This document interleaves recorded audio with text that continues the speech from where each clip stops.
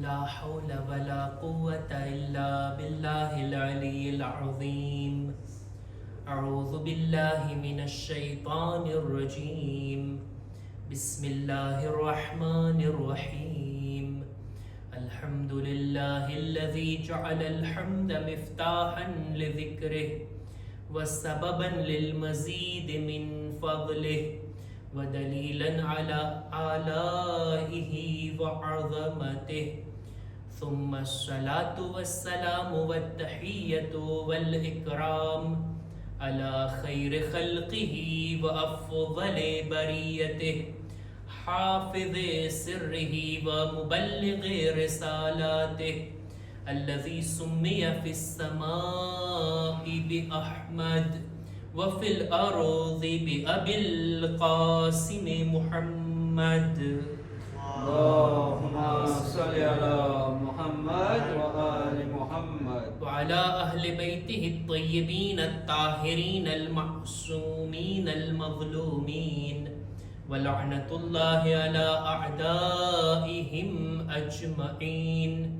أما بعد فقد قال إمامنا الرضا عليه السلام: من لم يقدر على ما يكفر به ذنوبه فليكثر من الصلاة على محمد وآله فإنها تهدم الذنوب هدما.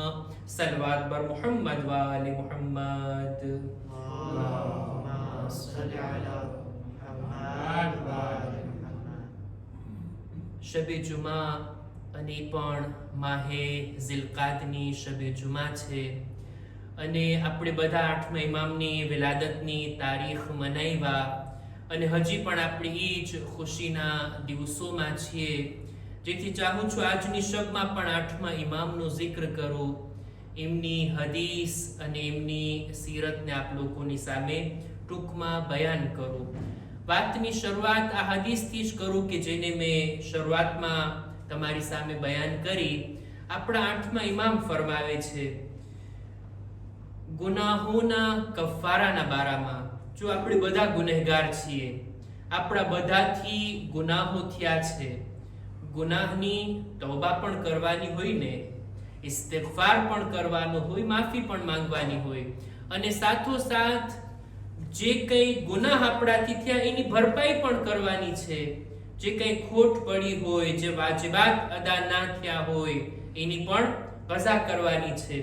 કોઈની જિંદગીમાં એટલા વધારે ગુનાહ હોય, આઠમા ઇમામ ફરમાવે છે, કોઈની જિંદગીમાં એટલા વધારે ગુનાહ હોય, એ બધા ગુનાહોની માફી માંગવાનો, બધા ગુનાહોની ભરપાઈ કરવાનો ન તો એની પાસે સમય છે, ન તો એની પાસે આ તૌફીક છે, કે ના તો આટલા બધા ગુનાહને ગણી અને એની માફી ખુદાની પાસે માંગી શકે. આવા માણસને જોઈએ કે એ વધુમાં વધુ સલવાત પડતો રહે. આ સલવાત છે કે જે ઇન્સાનના ગુનાહો, ઈ ગુનાહ કે જે હક્કુન નાસ ના હોય, ઈ ગુનાહોને ખતમ અને નાબૂદ કરી નાખે છે. એક સલવાર પર મુહમ્મદ વાલે મુહમ્મદ.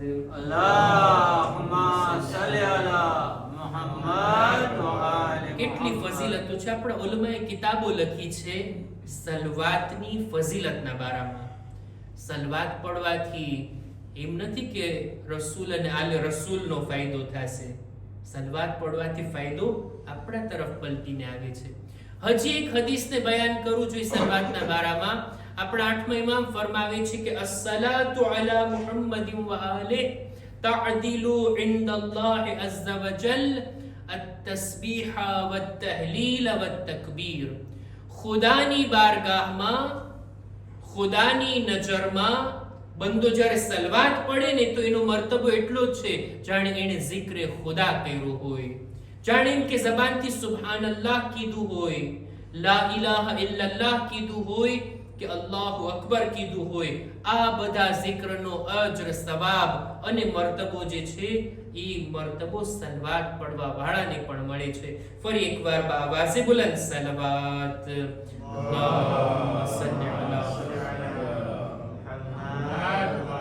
આઠમા ઇમામની હદીસોને બયાન કરતા જ એમની સીરતને પણ બયાન કરું છું. ઇન્સાન જ્યાં મુસ્તહબાતનો પાબંદ હોય ને ત્યાં વાજિબાતના તરફ પણ ધ્યાન રાખે, અને વાજિબાતમાં પણ અહેકામ અને મસાઇલ કે જેના તરફ સામાન્ય રીતે ઓછી તવજ્જો હોય, અહેકામ અને મસાઇલ. ઘણી વખત ઇન્સાન આટલી મહેનત કરે, ઇબાદત કરવા માટે સમય આપે, પણ અમુક મસલાઓને ન જાણતો હોય, ગફલતમાં રહી જાય અને એની આ ઇબાદત સહી તરીકાથી અદા ના થતી હોય. એક મસલો 8મા ઇમામ પોતાના અસહાબને અમલી તौर પર બયાન કરે છે અને સમજાવે છે.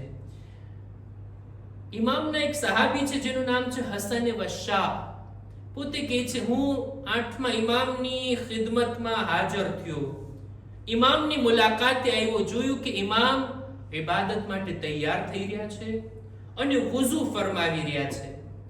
ઇમામની સામે એક લોટો, એક ઠામ રાખેલું છે. ઇમામ એમાંથી પાણી લઈ અને પોતે વુઝુ કરી રહ્યા છે. રાવી કહે છે, હું આગળ વધ્યો કે આ ઠામને, આ લોટાને મારા હાથમાં લઈ લઉં અને ઇમામના વુઝુ માટે પાણી રેડું. આ કરવા માટે હું આગળ વધી રહ્યો હતો, ઇમામ મને અટકાવી દીધા. નહીં, રહેવા દે, રહેવા દે. મોલા, શા માટે? હું કઈ ગુસ્તાખી નથી કરતો, હું કઈ ખરાબ કામ કે ખોટું કામ નથી કરતો, મને તમારા વુઝુનો સવાબ જોઈએ છે. તમે ઇબાદત માટે તૈયાર થાઓ છો, મને પણ સવાબ લેવા દો ને. હું પાણી રેડું, તમે વુઝુ ફરમાવો. ઇમામ કહે છે, ના ના, કુરાન મજીદમાં છે ને, અલ્લાહની ઇબાદતમાં કોઈને શરીક ના કરો. આ આયતનો એક મતલબ આ પણ થાય, એક મિસ્દાક આ પણ થાય, હું અત્યારે અલ્લાહની ઇબાદત માટે તૈયાર થાઉં છું અને આ વુઝુ પણ કરું છું, એ પણ અલ્લાહની ઇબાદતના અંજામ આપવા માટે કરું છું. હું મારા વુઝુમાં કોઈને ભાગીદાર નહીં બનાવું. તું સવાબ લેવા જઈશ અને બદલામાં મારું વુઝુ બાતિલ થઈ જશે. મસલો છે ને, ઇન્સાનને જોઈએ કે વુઝુ પોતે પોતાની મેળે કરે. કોઈ મોટા આપણે નવાબ થઈ ગયા હોય, મોટા સેટ થઈ ગયા હોય, આપણી જોડે એટલા બધા કામ કરવા વાળા હોય, આપણે આમ હાથ રાખીને બેસી જાય, આવો મને વુઝુ કરાવો જોઈએ. કોઈ મોઢું ધોરાવે ને કોઈ હાથ ધોર, એવું વુઝુ સહી છે? હરગીઝ નહીં. ઇન્સાનને જોઈએ પોતે વુઝુ કરે. એવું વુઝુ તો બાતિલ છે કે કોઈ આપણા હાથ ધોઈ દે, આપણું મોઢું ધોઈ દે, આપણી જગ્યાએ પોતે મસાહ કરી દે, એ તો બાતિલ છે. બેશક કોઈ પાણી પણ રેડે ને, ઈ પણ બરાબર નથી ઇન્સાનના માટે, આ પણ સહી નથી. આપણા ઉલમા ફતવા આપે છે મકરૂહ છે, સવાબ ઓછો થઈ જાય કે ઇન્સાન વુઝુના પાણી રેડવામાં કોઈની મદદ લે, વુઝુને અંજામ આપવા માટે પણ જે કઈ કામો છે એમાં કોઈની મદદ લે, પોતે વુઝુ કરે, પોતે આ કામ માટે આગળ વધે, કોઈને પણ એની અંદર શામિલ ના કરે. આ મસલો છે. આ મસલો ઇન્સાનને જો બની શકે ત્યાં સુધી પોતે કરે. હા, મજબૂરીની વાત અલગ છે.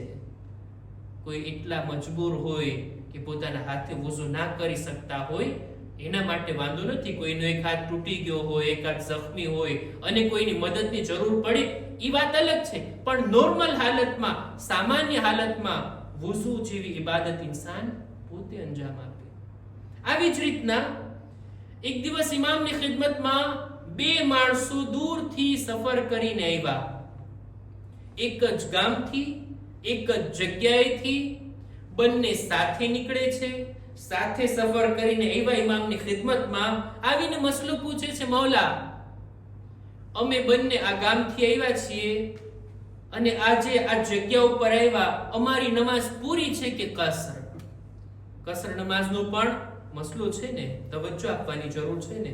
મૌલા, આ જગ્યાએ અમે આવ્યા, અહીંયાથી સફર કરીને અહીંયા સુધી, અમારી નમાઝ કસર છે કે પૂરી? 2 રકાત પડીએ કે 4 રકાત? ઇમામ એકની તરફ જોઈને કહે છે, તારે 2 રકાત પડવાની, તારે 4 રકાત પડવાની. અજબ થઈ ગયા, એમ વળી કેમ? બંને એક જ ગામથી આવ્યા, એક સાથે આવ્યા, એક સાથે પાછા જવાના છે, આને કેમ કસર પડવાની, આને કેમ પૂરી પડવાની? જ્યારે સવાલ ઊભો થયો ને ત્યારે ઇમામ કહે છે, તું આવ્યો છો, તું મારી મુલાકાત અને મારી ઝિયારત માટે આવ્યો છો.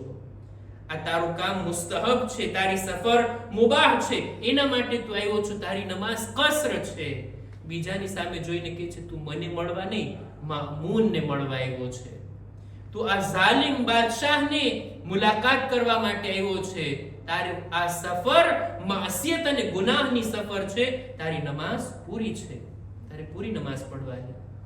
આ રીતના આ મસલો ઇમામ અમલી તौर પર બયાન કર્યા. અને આ પણ મસલો છે, ખુદા ન કરે કોઈને ગુનાહ માટે સફર કરવી પડે, માસિયત ભરી સફર કરવી પડે, પણ જો ક્યારે ગયા ને ગુનાહ કરવા માટે, તો એમાં પછી નમાઝ કસર નથી, ત્યારે ઈમાનદારીની સાથે નમાઝ પૂરી પડવાની છે. જો ગુનાહ કરવા માટે આપણે ગયા હોય. એક સલવાત પર મુહમ્મદ વાલે મુહમ્મદ.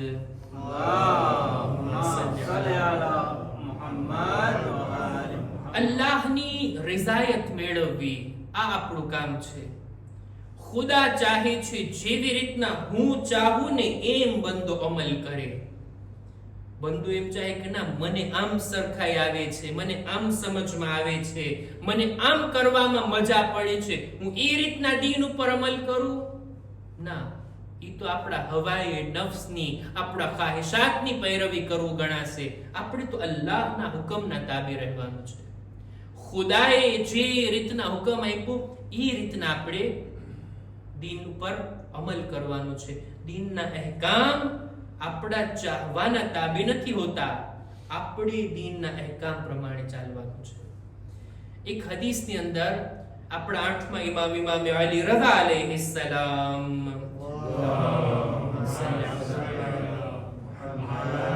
પોતે ફરમાવે છે કે ખુદાએ પોતાના એક નબી ઉપર વહી નાઝિલ કરી અને પોતાના આ નબીને કહે છે, એ મારા નબી, એ મારા પર પૈગંબર, ઇઝા ઉતિઅતુ રઝીતુ, જ્યારે બંદો મારી ઇતાઅત કરે ને, જ્યારે મારા હુકમનું પાલન થાય ને, ત્યારે હું રાજી થાઉં છું.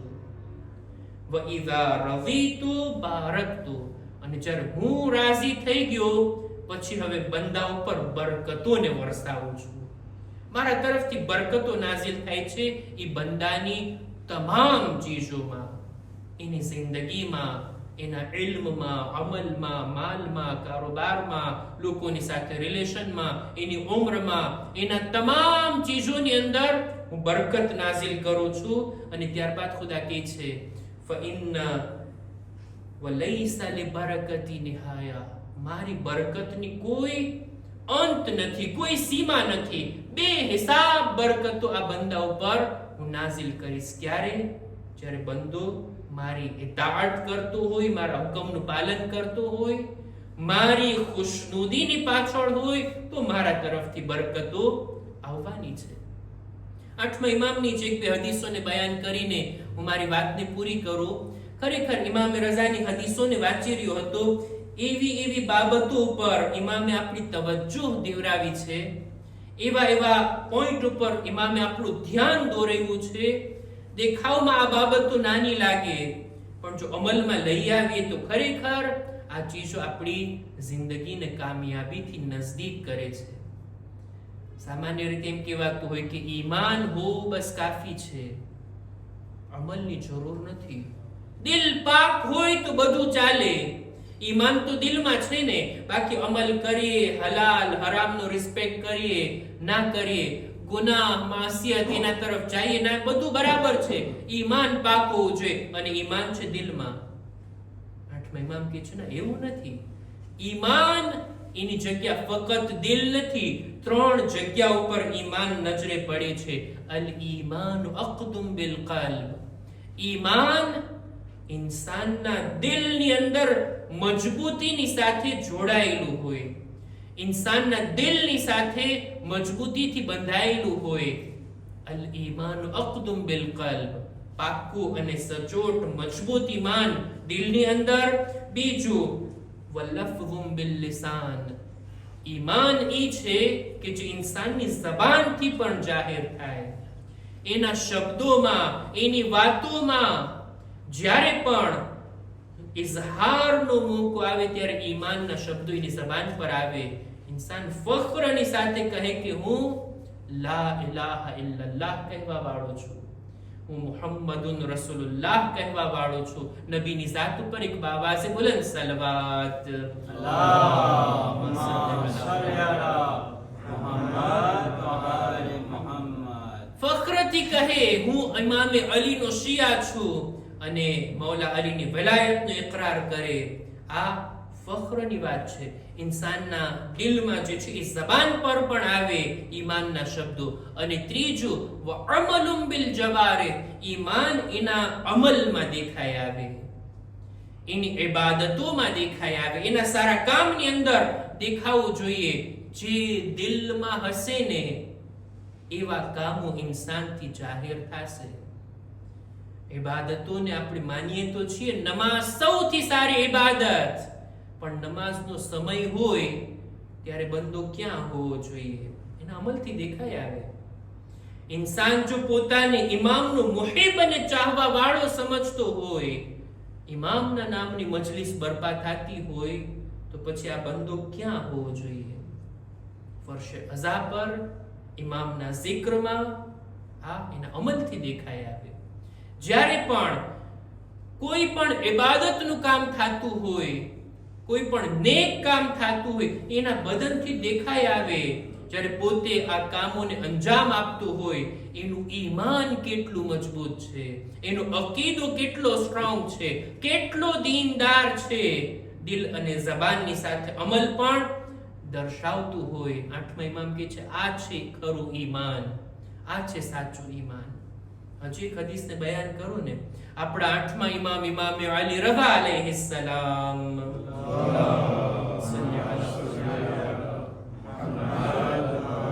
તરબિયતની એક વાતને બયાન કરે છે, બહુ સારી વાત.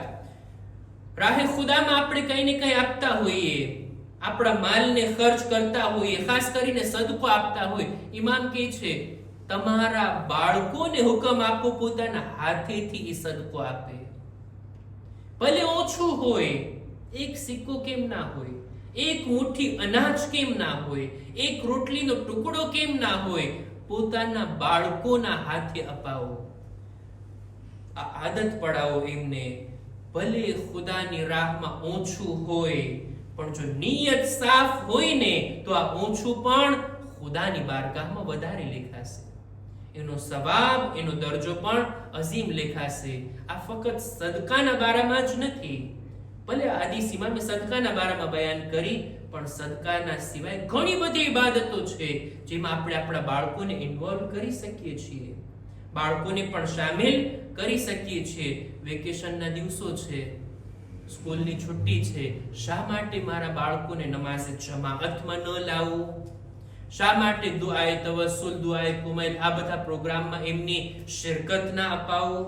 આ બધા મોકા છે. નમાઝે જુમા જેવી ઇબાદત કે એની અંદર શામિલ થવું. હજ્જુન લિલ ફુકરા, ગરીબો માટે, જેની પાસે હજની ઇસ્તિતાઅત નથી ને, હજનો દરજ્જો રાખે છે નમાઝે જુમા. શા માટે આવી ઇબાદતથી હું ગાફિલ રહી જાઉં? પોતાના બાળકોને આદત પાડીએ. અને આ ચીજો બાકિયાતુસ સાલિહાત છે, જેના બારામાં એકવાર હું અર્ઝ કરી ગયો છું. હજી એક વાક્ય બયાન કરીને હું આઠમા ઇમામની સીરતને રજૂ કરીને આપણે આઠમા ઇમામના વસીલાથી દુઆ કરશું.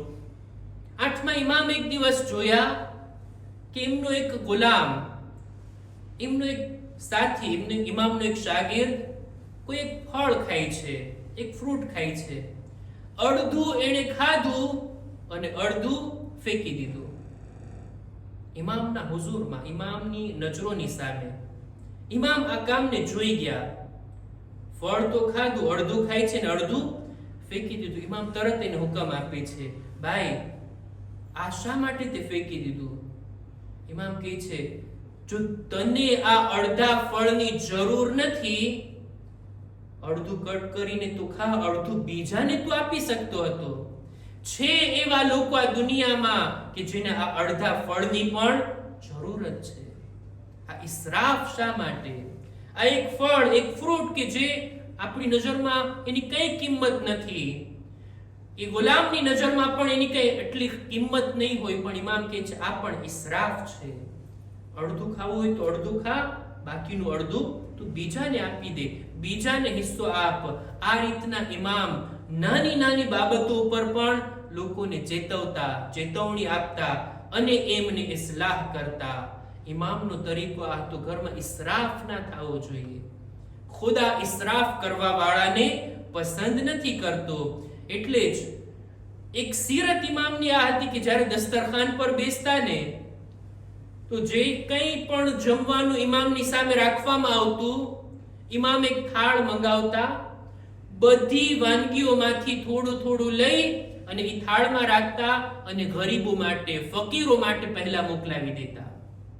આ જમવાના અંદર ફકીરો અને ગરીબો પણ શામિલ થાય, એ લોકો સુધી પણ પહોંચાડો. આ ઇમામે રઝાની સીરત કે જેમાં પછી વધુ ઘટ્યું બીજા ગરીબોને આપવું, આ ઇમામની સીરત નથી. ઇમામની સીરત ઈ છે કે ઇમામ જમવા પહેલા બીજાઓને પોતાના ખાવાની અંદર, ખોરાકની અંદર શામિલ કરતા.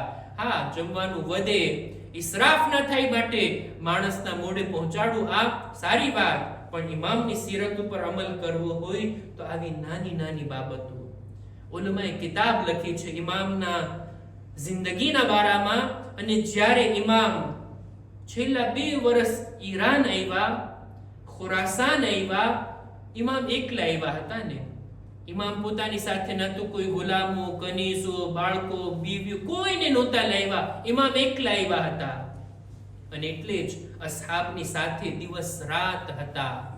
ઇમામની જિંદગીની ઝીણી ઝીણી બાબતોની નોંધ લેવામાં આવી છે કે 8મા ઇમામ ક્યારે રોઝા રાખતા, ક્યારે ઇબાદત કરતા, ક્યારે સજદા કરતા, ક્યારે તિલાવત કરતા. અને આવી નાની નાની ચીજોને પણ નોટ કરવામાં આવી કે જે આપણી નજરમાં નાની હોય પણ ઇમામ એને કેટલું મહત્વ આપતા. ખુદાની બારગાહમાં દુઆ કરીએ, પરવરદિગારા 8મા ઇમામના વસીલાથી અમોને 8મા ઇમામની સીરત પર અમલ કરવાની, બોલનાર સાંભળનારને નેક તૌફીક અતા ફરમા.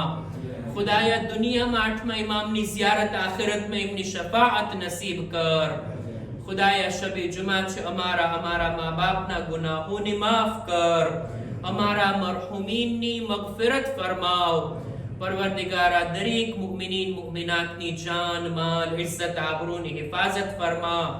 ખુદાયા દરેક મુમિનીન મુમિનાત જેઓની દિલોમાં નેક હાજતો છે 8મા ઇમામના વસીલાથી એમની હાજાતને પૂરી ફરમા. ઝમાનાના ઇમામના ઝુહૂરમાં જલ્દી કર. અમારો શુમાર એમના સાથીઓમાં કર. રબ્બના તકબ્બલ મિન્ના ઇન્નકા અંતસ સમીઉલ અલીમ.